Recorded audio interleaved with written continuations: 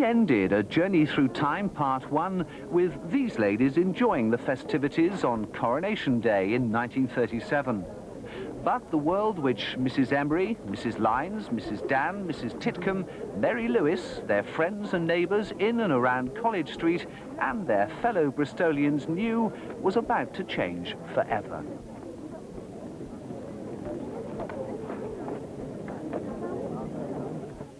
A unique record of the war that followed was captured on film by Ray Lawrence of M.W. Dunscombe Limited. It's outstanding for its high-quality representation in colour of some of the events that marked the war years in Bristol. At the outbreak of war, the government requisitioned all film for the war effort. However, in 1942, Dunscombe's, a local photography firm, was sent Kodachrome film from Mr. Ernest D. Fear, who lived in Kansas City, Missouri. He'd been born in Chew Magna and provided the film, in part at least, as a means by which he could see how his relatives, still living in the area, and the places so familiar to him, were faring in wartime. The film also seems to have been made with the intention of showing Americans how their men, money and materials were being used in the war effort. Lawrence shot 2 silent documentary films, The Citizens of Bristol at War and The Blitzed City of Bristol.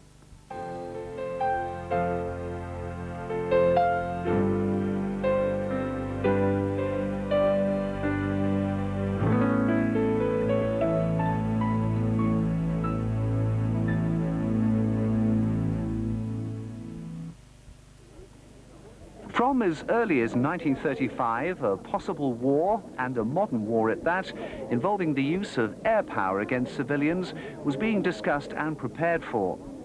Following a government circular, the City Council formed its Air Raid Precautions Committee, and Bristol, like the rest of the country, began reluctantly to prepare for the inevitable. Late 1938 saw the appearance of gas masks, and early 1939 of air raid shelters.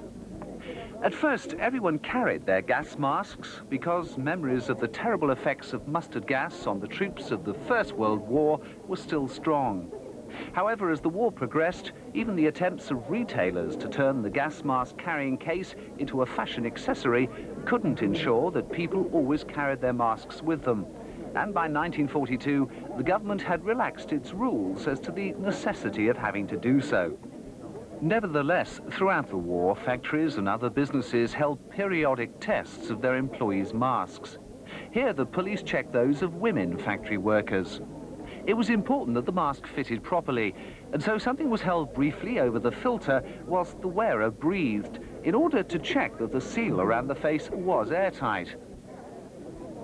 Although the feared gases were mustard gas and arsine, an arsenic derivative, the operators of this mobile home office gas chamber are using tear gas for the test, just so they can tell whether the masks are airtight, and the wearers, by being made to take their masks off while still in the gas, are given a mild experience of what it might be like to be gassed. Luckily, gas was never used. In April 1939, the government announced that, in the event of war, the country was to be split into 12 regions. The commissioner responsible for the southwest region was Sir Hugh Ellis, seen here. The key officer in Bristol's civil defence organisation was Mr. H.M. Webb, the city engineer, who was appointed Air Raid Precautions Controller in the spring of 1939. The backbone of ARP was the Warden Service, under the direction of the Chief Constable. The Fire Guard, organised into street fire parties, was formed in 1940 to ensure that fires caused by bombing were reported and the smaller ones dealt with immediately. First aid posts with their own mobile units were set up to care for the casualties of the bombing. The fire brigade came under the Chief Constable and was the responsibility of the City Council until after the heaviest of Bristol's bombing.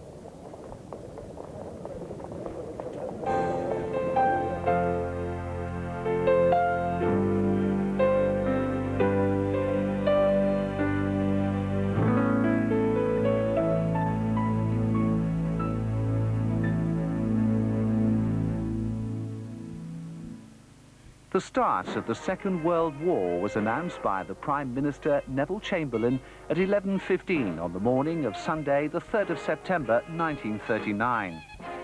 The city's civil defence provision readied itself, the local territorial army units marched away, and many young people began to volunteer for the armed services.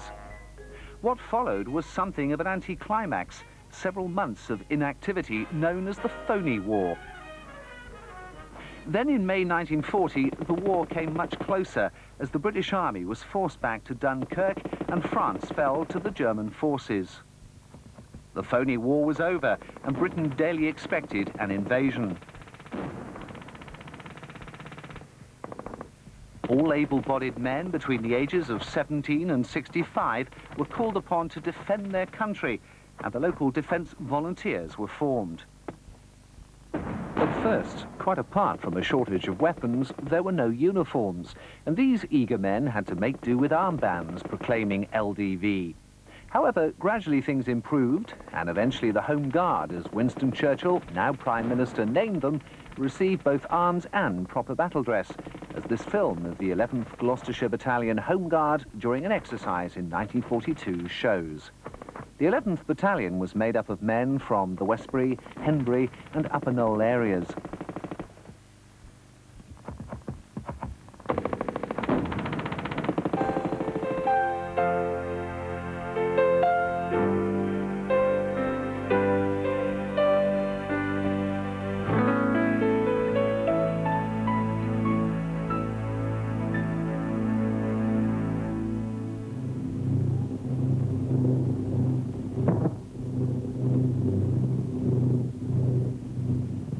In the early hours of Tuesday, June 25th, 1940, Bristol experienced its first air raids.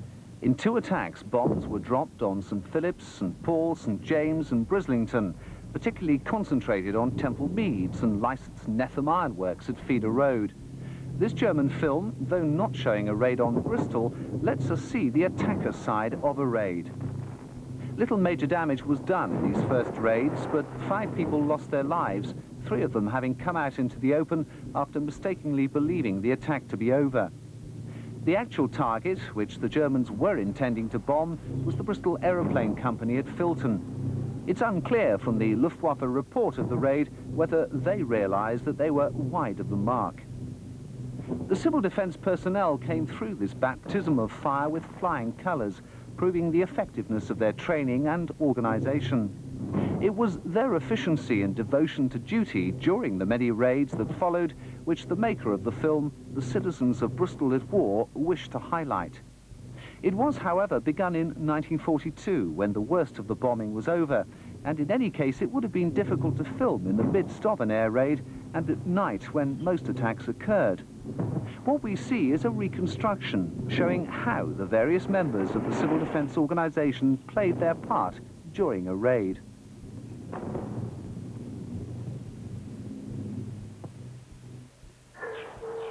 First of all, enemy aircraft would be picked up by Royal Observation Corps posts like this one. There were 4 such observer posts in the Bristol area, at Keynsham, Long Ashton, St Andrews Road, Avonmouth and at Almondsbury, and they were manned largely by veterans of the First World War. Upon spotting aircraft, the post would plot and track their course and pass the information on to the Observer Centre in King Street. This in turn would contact Fighter Command, which would call the Regional Civil Defence HQ at numbers 19 and 20 Woodland Road in Tyndall's Park, and the ARP, Police and Fire Service Control Centres simultaneously. The police had responsibility for the sounding of the air raid siren, an unforgettable, haunting sound described officially as a fluctuating or warbling note which lasted for 2 minutes. There were 4 stages of air raid alarms. Red, being shown here, signified raiders' approach. The civil defence effort would then need to be coordinated. Here, the Deputy ARP Controller, Mr Gibbs, speaks to Chief Inspector Andrews, in charge of Police ARP Control. Conferring with his deputy is the ARP Controller. They now contact the Regional Fire Officer, who will ready his personnel. Meanwhile, the sirens are still sounding, and the wardens are making sure that people reach places of safety before the bombs start falling. In the centre of the city, passengers are ushered off a bus and directed to a surface shelter.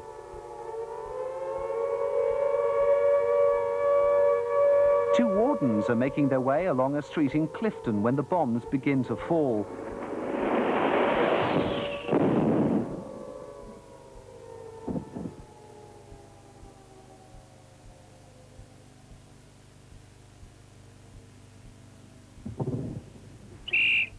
A message is sent of the bomb's location to the nearest warden's post as residents are encouraged to leave their homes and enter the nearest shelter, again a communal surface shelter.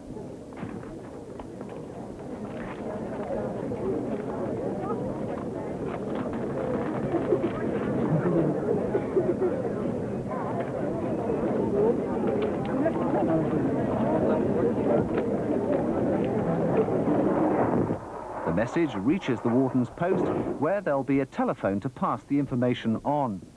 Street fire parties were set up to ensure that minor fires didn't turn into major ones out of neglect.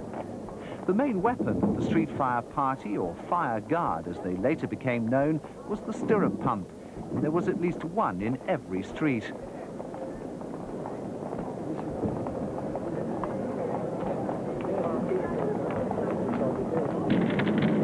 The fire party go into action using their stirrup pump to put out an incendiary bomb. A group warden uses a member of the messenger service to pass information of the incident on to the authorities. Fire watchers saved many business premises which found themselves with incendiaries in their roof spaces. It was the lack of a fire guard service which contributed to the dreadful destruction experienced by the historic centre of Bristol during the first blitz of November 1940, since the business premises were locked for the weekend, and even had fires in the roofs been spotted, they would have been inaccessible. A police dispatch rider passes a message to a mobile police station. Incendiary bombs were designed so that should water be applied to them in great quantities, they'd burn all the more, since the magnesium, of which the bomb was made, would combine with the oxygen in the water, thus freeing the hydrogen, also present in the water, to burn in the air. The result was to scatter pieces of burning magnesium. The operator of the stirrup pump's hose had to ensure that he or she hit the bomb with just the right kind of spray so as not to produce this scattering effect which would spread the fire. News of incidents was passed to divisional report centres. These plotted them on a map of their particular division and then sent the information on to the police and fire brigade, as well as deciding which ARP services were required.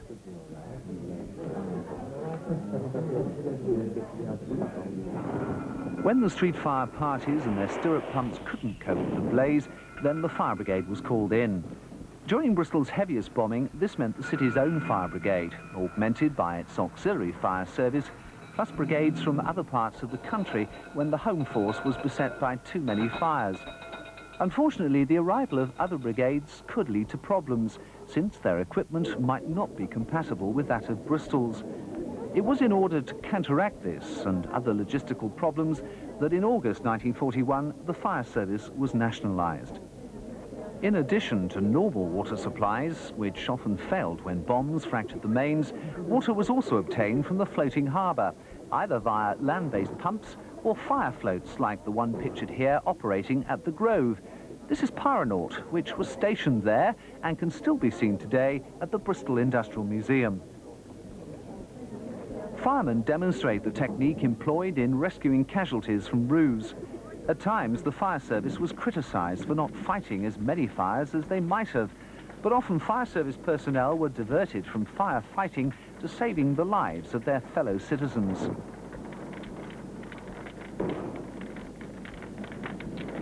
A group warden rescues someone amidst burning incendiaries. Having reached relative safety, he sends a request for first aid assistance. Right in the centre of the city, around the Wine Street area, and amidst the mayhem of a raid, the incident officer, in the distinctive sash, operates from a central position marked by a checkered flag like a medieval battle standard.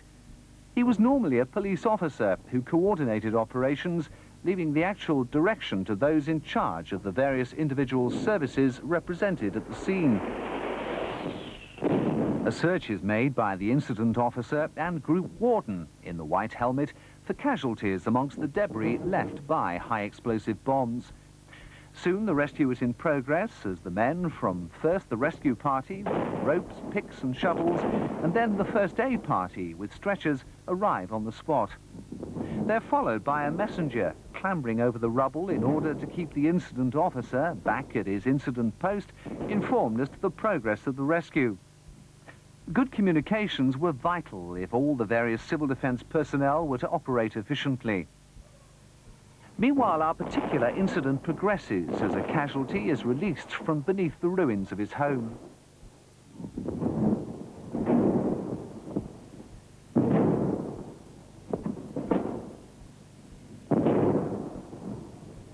There now being a brief respite, a YMCA car arrives to provide refreshment for the civil defence personnel remaining at the scene. The filmmaker ensures that we realise where the money to buy it came from. But we must realise the attack is continuing remorselessly. An enemy aircraft appears, and again the bombs begin to fall. Meanwhile, casualties arrive at a first aid post. Again, the American connection is made. There were 8 of these spread throughout the city, intended for the treatment of the walking wounded. They were at the Portway Clinic in Shirehampton, Southmead Hospital, the Bristol Royal Infirmary, later at the Eye Hospital, the Central Health Clinic at Tower Hill, the Speedwell Health Centre, the General Hospital, Bedminster Health Centre, and the Knoll Health Centre in Broadfield Road. At these were also stationed mobile first aid posts, each staffed with a doctor, a trained nurse and 4 auxiliary nurses, which could set up as dressing stations at actual incidents if necessary. An invaluable part in the city's medical services was played by the St John Ambulance Brigade and the British Red Cross Society, both in terms of the provision of nursing personnel and of training those who'd volunteered or been recruited for first aid duties. Dispatch riders arrive at the Casualty Bureau, housed in the City Council's Public Health Department at Kenwith Lodge, Westbury Park, carrying more names of the killed and injured to be recorded there for the purpose of informing the next of kin. Dr. Parry, who, as Medical Officer of Health, was in charge of all medical services in the city, looks with his colleagues at the latest casualty list, containing, no doubt, the names of those we've just seen rescued and taken off for medical attention.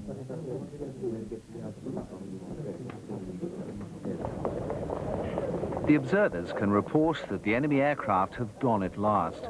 The message is passed to the control centre and the all clear sounded. Now the wardens can help people from the public shelters and they can return to their homes.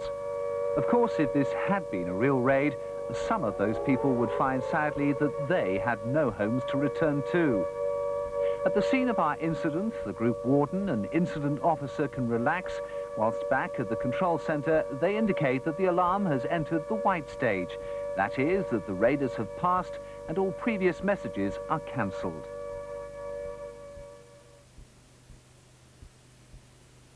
The attack over, people have to look around and take stock.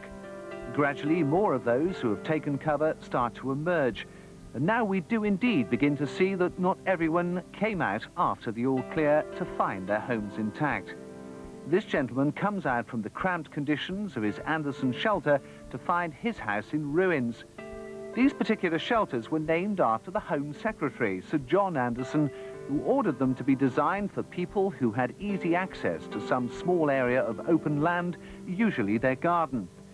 They were supplied free to manual workers in danger areas and to others earning under £250 a year, considered to be a reasonable middle-class income in 1939. To those with higher incomes, they were available at £7 plus the cost of putting them up.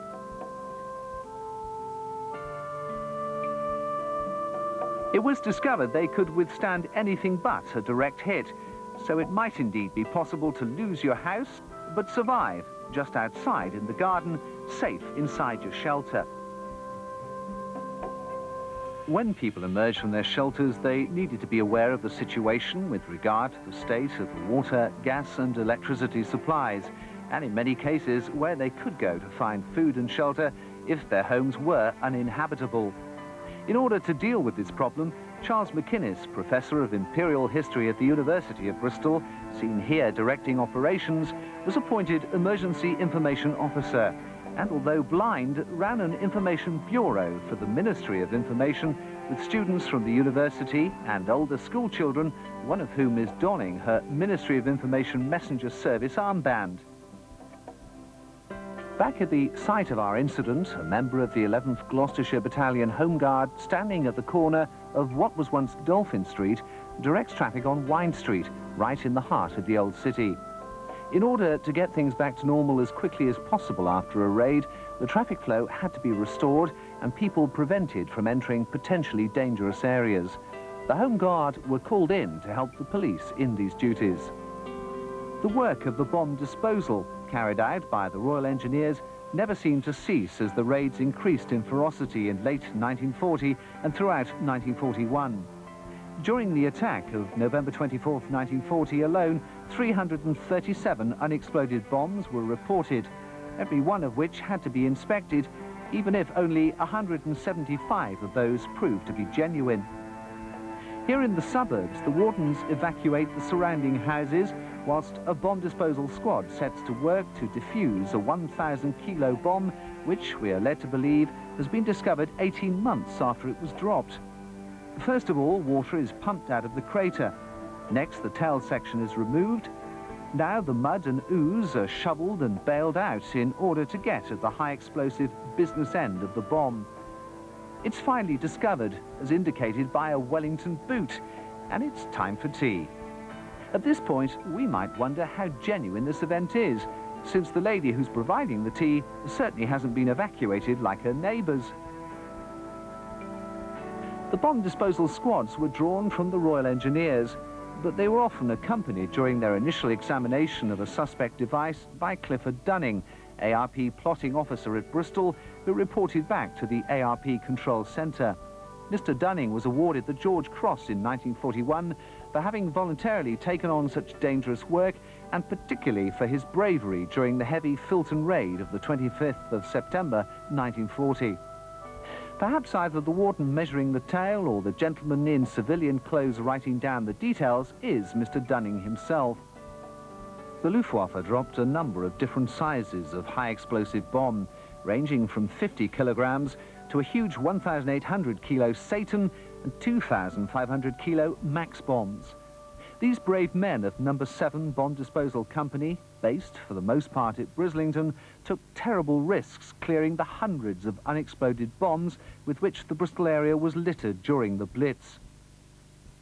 Of course, a real air raid was a much more frightening and unpleasant business, and probably things didn't run as smoothly for the civil defence personnel as the film would have us believe. But nevertheless, it does give us an impression of the dedicated men and women of all ages and backgrounds who work together to do these difficult jobs. What's missing, of course, are the fearful conditions under which they actually had to work. These conditions can be imagined if we try and relive an actual raid. After the first attack in June 1940, bombing continued, although the amount of damage done was relatively small. However, from September, the raids became heavier when Hitler realized he'd lost the Battle of Britain and would not be in London on the 15th of August, as he'd boasted. Angered, in addition, by the RAF's first attack on Berlin, ordered by Churchill as an answer to what was seen as indiscriminate German bombing of British cities, culminating in the accidental bombing of London for the first time on the 24th of August, Hitler directed that the RAF at its bases no longer be the prime target, but rather the industry and populations of large cities. He announced, when they declare that they'll attack our cities in great strength, then we will erase theirs. Bristol found out exactly what this meant on the morning of the 25th of September, when 168 high-explosive bombs were dropped in 45 seconds on the Filton area in an attack on the Bristol Aeroplane Company's works. 6 shelters full of people at the factory were hit with devastating results. In all, 382 died as a result of the raid. As if this was not bad enough, on the evening of Sunday, November 24th, the city experienced what soon became known as its first Blitz. The Luftwaffe was now concentrating on night attacks having suffered heavy losses on its daylight raids. That night, Bristol was the target as 134 German aircraft bombarded the heart of the old city over a period of about 5 hours. A German airman noted that, with Bristol still 50 miles away, he could see a huge fire glow.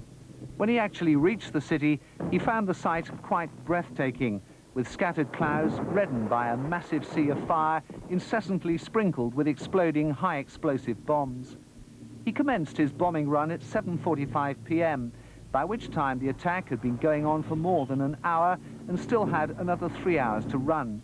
He could still see the fires from the south coast as he returned to base.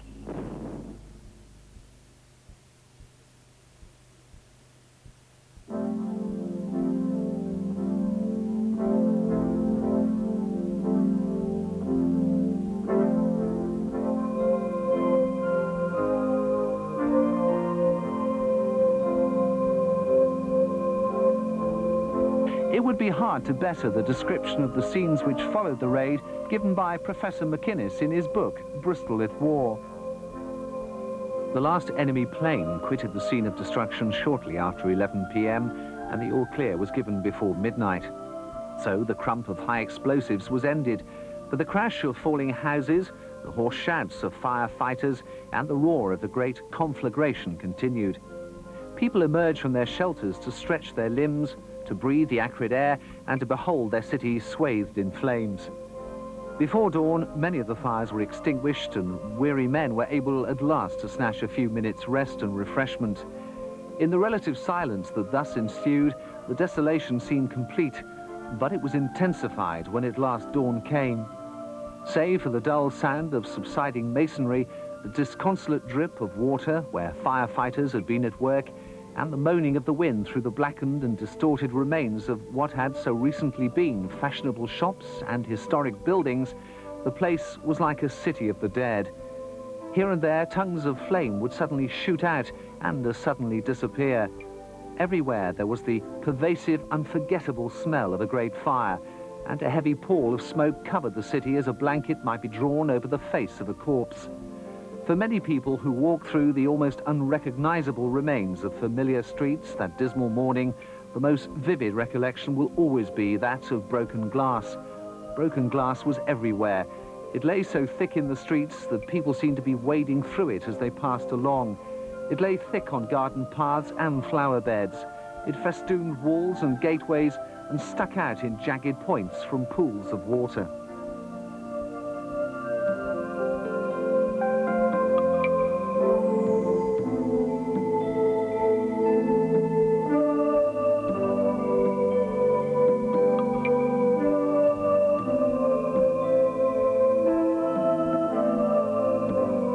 That night, 200 people were killed, which, though dreadful, was not as bad as might have been expected, since it was a Sunday and many of the people who would normally have been in the city centre were at home. Clearance work began and the reported 337 unexploded bombs were dealt with. Bristol had been badly hit, but the assertion in a German newspaper that, as a distribution centre and important railway junction, Bristol has been wiped out was simply not true. Still, with no gas or electricity and well over 1,300 homeless, morale was low, and rumours, mainly unfounded, of the inefficiency or incompetence of the authorities circulated. The raids continued throughout the hard winter of 1941, which was so cold at times that the firemen's uniforms froze to their bodies and the water turned solid in their hoses. The last major attack came on Good Friday of that year and was witnessed by the Prime Minister, Winston Churchill, who was forced to wait in a train on the outskirts of the city whilst it was in progress. Early the next day, he inspected the damage for himself. His presence was not appreciated by some of the bystanders who blamed the government for their predicament. Churchill, as the leader of that government, got the sharp end of their discontent and was booed. Bristol was at its lowest ebb, but fortunately it was not to be raided with the same ferocity again, due to the Luftwaffe having to turn its attention to the upcoming invasion of Russia.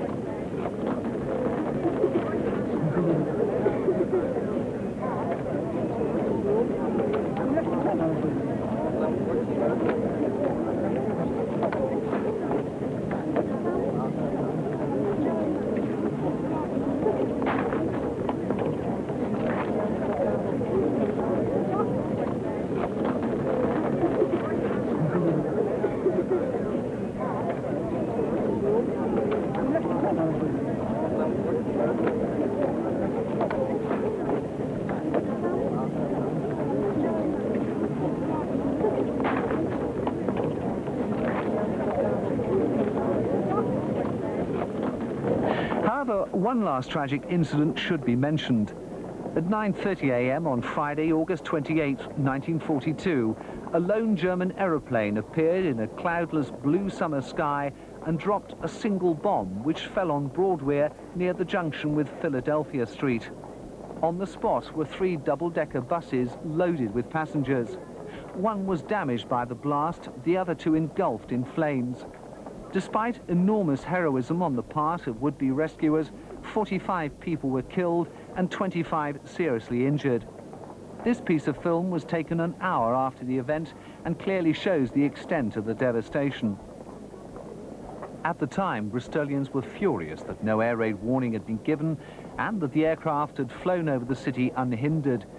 But it seems that having been spotted near Bournemouth at 9:15 a.m, it disappeared from Fighter Command's plotting tables, probably because of the tremendous altitude at which it was flying, until reappearing over Bristol at 9:30 and immediately dropping its bomb. It then made its escape at an altitude that the British fighters just couldn't reach.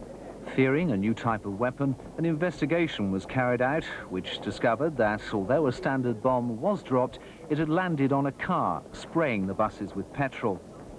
So, with the exception of minor attacks in the spring of '44, ended Bristol's Blitz. In over 70 raids, something like 1,250 people lost their lives. 3,000 were injured and around 89,000 properties destroyed or damaged. But Bristol survived. The port stayed operational, the production in local aircraft factories steadily increased, and although severely tested at times, civilian morale stayed intact. The Germans considered Bristol the 4th most heavily bombed city in the country during the terrible period August 1940 to June 1941, and for a while in their newspapers referred to it in the past tense. But somehow it was able to live through these appalling times, as we shall see, and emerge to look for a better future.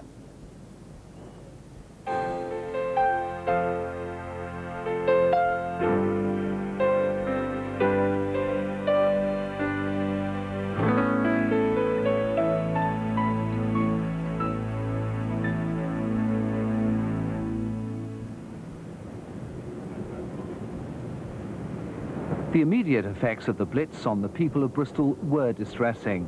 Bombed-out homes, husbands away at the front, children evacuated, and cuts in the supply of essential services all took their toll on the civilian population of the city. Bristol was a very compact urban area, with industry and housing intermixed. Although the general intention of the Luftwaffe was to bomb industrial targets, general poor aiming had the inevitable effect of destroying people's homes adjacent to these areas. It was working-class areas that were worst affected. Whilst the rich could afford to pack up their bags and emigrate to the country, the inner areas of the city were within the target area for German planes. 82% of these families in the city had at least one member who suffered neurosis as a result of the stresses of living in such fearful conditions. The worst was over by the time this film was made in the summer of 1942. In order to counteract the problems, one solution, very much the brainchild of Professor McInnes, who worked for the Ministry of Information in Bristol, was to send families away from the city on holidays to the country. Hinniger Camp on the Duke and Duchess of Beaufort's estate at Badminton was described in a contemporary newspaper account as a place where one of the pleasant sights to see is that of Bristol children at play. Miss Walters, a YMCA worker, is devoting her time to the children's recreation.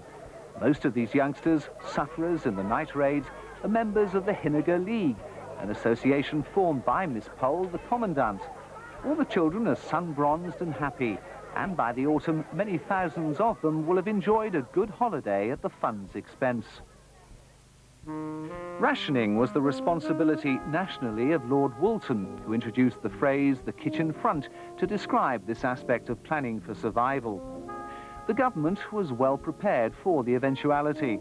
Ration books were distributed, and by January 1940, the process was complete. Points were introduced into the food ration books in December 1941.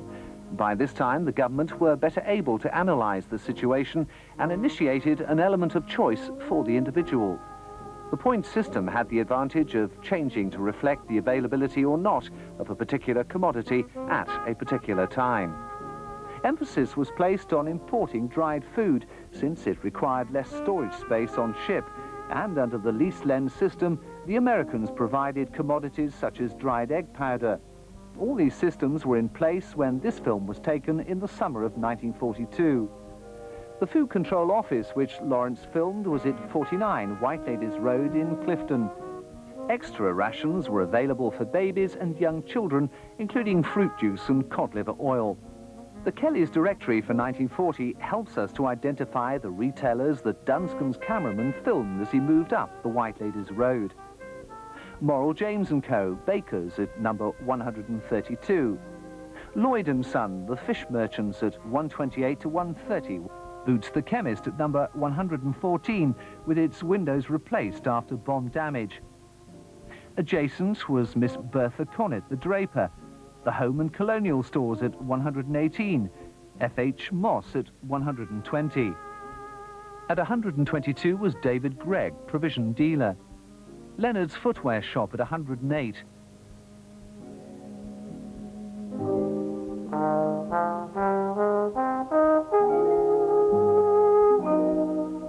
E.J. Charlton, greengrocers at 138.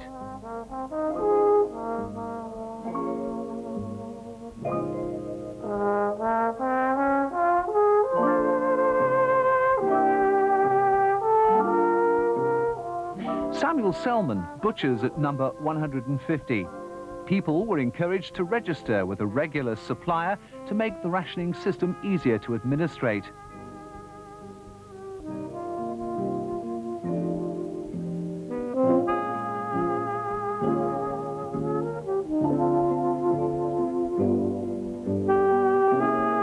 Pet food too was rationed during the war.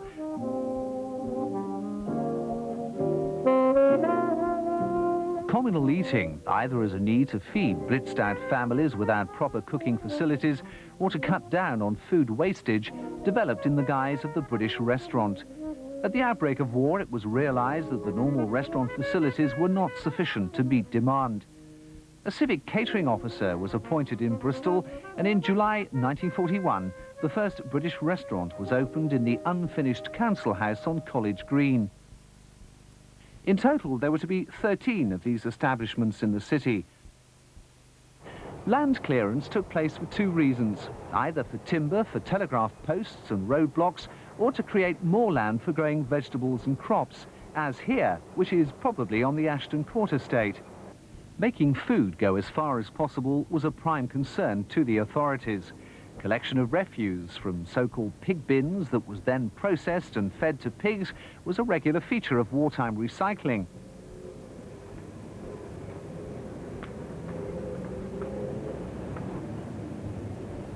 Some of the proposed activities, which never materialized, are shown in this sequence of film, designed to show the processes that would be carried out on food exposed to gas attack. The original title boards that went with the sequence were at pains to point out that only small samples of foodstuffs were being experimented upon, lest viewers got the impression that large quantities of material were being wasted. Like everything connected with response to gas attacks, it was a theoretical demonstration because gas was never used. By 1942, the major danger of such an event had passed. We're left with the suspicion that if such procedures had been carried out, the side effects might have been just as unpleasant as the initial contamination. Recycling in wartime was considered a necessity by the government. The collection of salvageable material started in 1940 under the control of the Ministry of Supply, but metal salvage was under the supervision of the Ministry of Works. Many a fine set of iron railings was cut down to feed the demand for scarce metal materials. The railings around the Wills building of the university were removed in 1942. Across the country, a number of historic artifacts disappeared as a result of this initiative. Bristol lost cannons captured in the mid-19th century Crimean War from the base of the Cabot Tower. Much was a wasted effort, as salvage stock was notoriously underused. It was difficult for the government to keep up the population's interest in the salvage effort. Humour certainly helped, And children were seen as ideal collectors, particularly of paper salvage, which was always the easiest to collect. Book collection provided reading material for distribution to the forces or as a recyclable supply of paper. Twinnell Road in Easton was typical of a working-class district in the city. The War Savings Campaign was run by the government as an extension of the national savings movement that had existed before the war. The scheme was seen as a measure to combat inflation. The War Savings Drive combined a network of local community groups, as this made it possible to save regularly. The poster for a dance at Easton Hall proclaims "Tanks for Attack," which suggests that this was the theme for a particular collection drive. The date for the dance, which was on the 21st of August, suggests that much of this part of the film was shot during that month in 1942. Other dances took place in less formal circumstances, like this lunchtime one on College Green.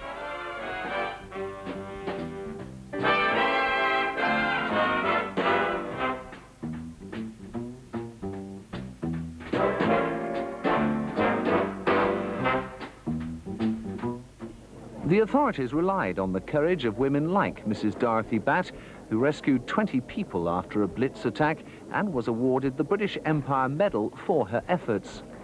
Her role as an ARP warden was only one duty undertaken by women on the home front, however.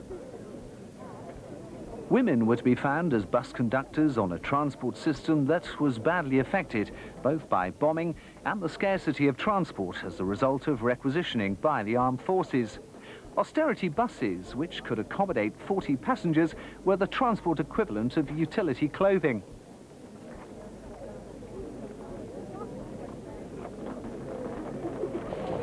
Women joined the fire service.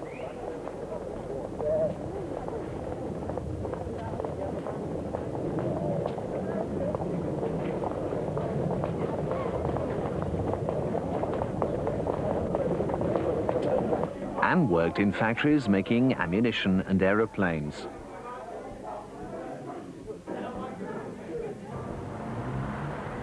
This impressive roll call included a group that made up the majority of women's contribution to the effort on the home front, the WVS, or Women's Voluntary Service. An American who watched the WVS loading up a food trailer remarked that they reminded him of the housewives of a small village preparing a light refreshment for a charity bazaar. This comment reflected the fact that essentially they very much represented Middle England. Their uniform, which they had to pay for themselves, was olive green, topped off with a felt hat. In Bristol, the organisation was extensive. It was responsible for the canteens at first aid posts and ran mobile canteens for the fire, rescue and salvage services and for emergency house repair workers. It also provided mobile canteens for the Home Guard. WVS personnel served refreshments and cigarettes to troops passing through Templemead Station, and amongst their more unusual tasks, provided an escort service for female enemy aliens from Bristol to the Isle of Man.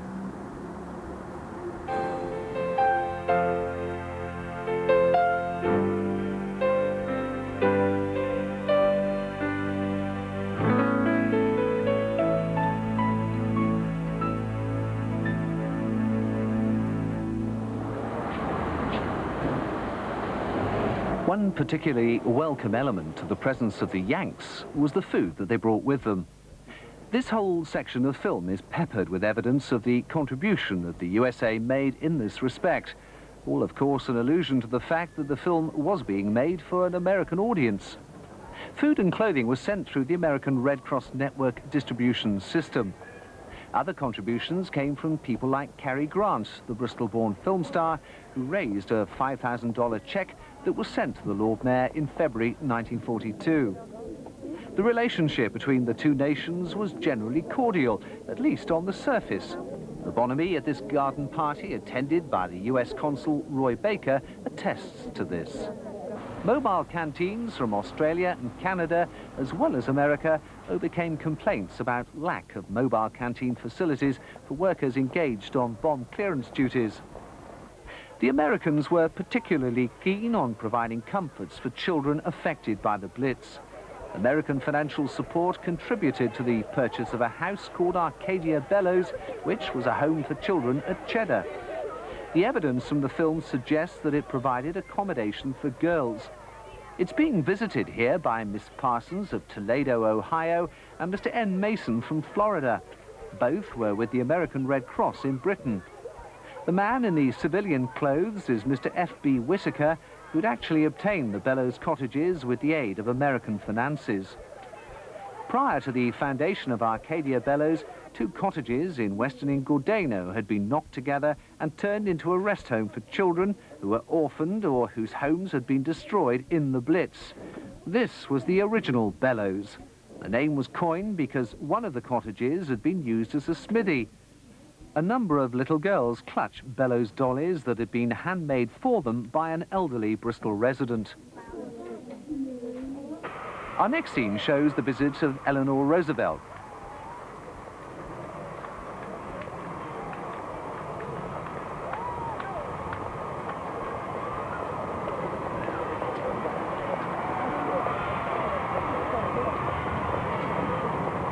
After meeting the Lord Mayor of Bristol, Alderman Cousins, and the head of the WVS in Bristol, Mrs. Thomas, Mrs. Roosevelt had lunch at the Grand Hotel on Broad Street.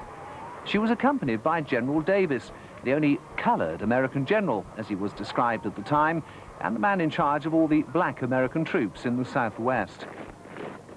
The Americans segregated black troops from white. White troops had their social club at the Royal West of England Academy on the White Ladies Road. Black troops had theirs in the vacant premises of the Clergy Daughters School on Great George Street. Both were provided for by the American Red Cross. However, it was the positive image of Anglo-American relations that Lawrence was to portray over the next year or two in this film. This ceremony, where the Americans and British exchanged each other's national flag, is typical of such camera work. The ceremony took place on the 24th of April 1943 in the grounds of the Bristol Grammar School. The exchange was intended to represent the solidarity between the towns of America, also named Bristol, of which there were 32 in all. 9 of them were represented in the ceremony, when American soldiers from these American Bristols presented the Stars and Stripes to the English Bristol's Lord Mayor, Alderman Wall. Later in the day, the flags went on display at College Green. Alderman Wall hoped, as he remarked in his speech, that after the war, the 2 flags would be placed in some chosen spot to further cement the friendship between the 2 countries. Independence Day, the 4th of July, 1944, was marked by a ceremony at the Henry Washington Memorial in Park Place, Clifton. Henry Washington was a royalist general in the English Civil War who succeeded in capturing Bristol for King Charles. Quite ironic that a republic like America should celebrate a royalist achievement. The significance of the memorial to the Americans was that George Washington, their first president, was supposed to be a relative of this English Washington. Mounted constabulary headed the procession from the point of assembly, the Victoria Rooms, to the memorial by way of Queen's Road and Lower Park Place. Amongst the Lord Mayor's entourage was the Duke of Beaufort and the Sheriff of Bristol, Harold Hosegood. America was not the only nation to be celebrated in this film record of Bristol during the war.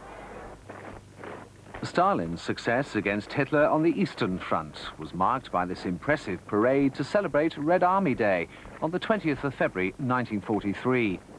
Many cities celebrated the 25th anniversary of the founding of the communist state on this day, an irony not lost on the British Communist Party, who had the satisfaction of hearing Conservative MPs praising the exploits of Stalin.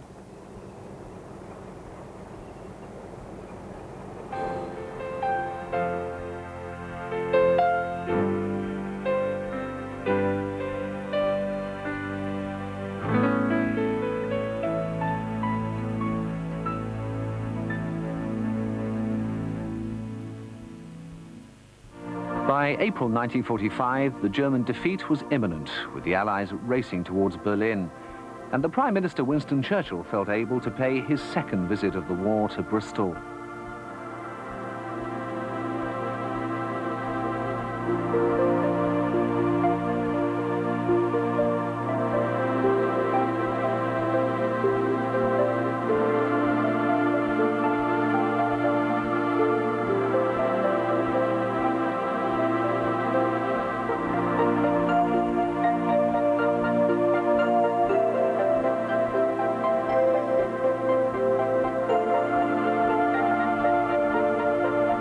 freedom of the city was conferred upon him in the council chamber of the old council house on the corner of Corn Street and Broad Street, and he was received with such warmth that he responded, "If I were not a hardened warrior, it would have made me blush."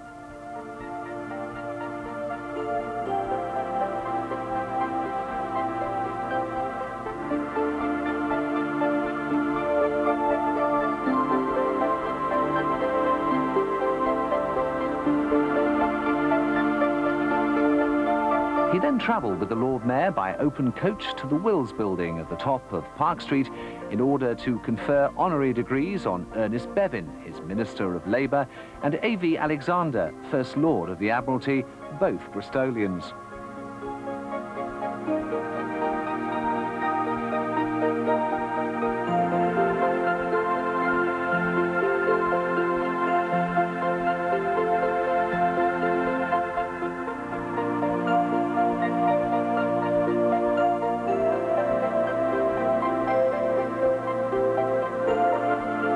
The enthusiasm felt by the people of the city can be judged by the crowds.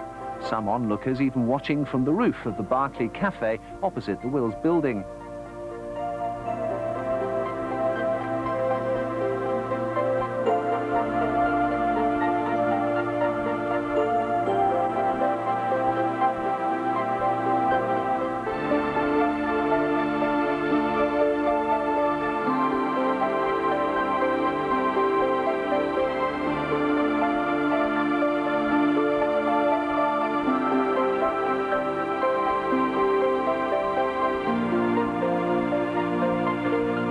The ceremony took place in the university's Great Hall, itself badly damaged in the bombing, and the colourful robes of the participants, with the sun shining on them through the windows, contrasted strongly with the plain scarred walls, deprived of their panelling and decoration. As a further contrast, in his speech, Churchill recalled that the last time he'd been there, robes had been worn over khaki because the officers of the university had been up all night fighting the fires of the Good Friday raids of 1941. Later, in a letter to the Lord Mayor, he said, "My two visits to Bristol in the war will remain linked in my memory, the first in the dark days and the second on the threshold of victory." Finally, the war in Europe ended, and on May the 8th, 1945, the people of Bristol celebrated VE Day. A newspaper described the scene as the old ceremony, always used to make important announcements in the city, was enacted. Huge crowds in the streets and people poised perilously on bombed buildings heard the relay of the Prime Minister's broadcast outside the Council House. Heads were bared, and the great throng stood solemn and silent for a few moments as they joined in the national anthem. Then there were deafening cheers as the city's proclamation coach drew up to the top of High Street and was entered by the Lord Mayor, the Sheriff, the Under-Sheriff and the Sword-Bearer. There were happy smiles and more waving of flags as the Lord Mayor reminded the crowd that the great day has arrived. The Lord Mayor waved at the crowds lining the streets as the coach took him to Old Market, the Haymarket, the War Memorial, College Green and Queen Square, where he repeated his victory announcement. As he travelled around the city, the cheers of the crowds mingled with the ringing of the church bells, which officially joined in the proclamation of the restoration of peace. However, we can see from the faces of some of the crowd in this film that jubilation was tempered with reflection on the previous few years. As Churchill said during his visit the previous month, "We're emerging from 5 long years of physical and mental strain, quite apart from the losses inflicted by steel and fire. We are emerging from that long journey, and I dare say that when it is all over, there will be many who will feel a sudden sense of the spell being broken, of the intense buoyancy being lessened, and will want to rest." Perhaps the last word in our history of Bristol's war should be left to Winston Churchill, who on his visit of April 1945, after reminding his audience that the conflict with Japan was still to be resolved, said the following: "When I last came to Bristol, the war lay heavy upon you. Now these dangers have rolled away thanks to the inventors, the bravery of our fighting men, and the audacity of our pilots, and the way our plans have been made and carried through. You may now devote yourselves to the task of rebuilding, or the planning of rebuilding, and rebuild as soon as large numbers of our people come home from the war to help you.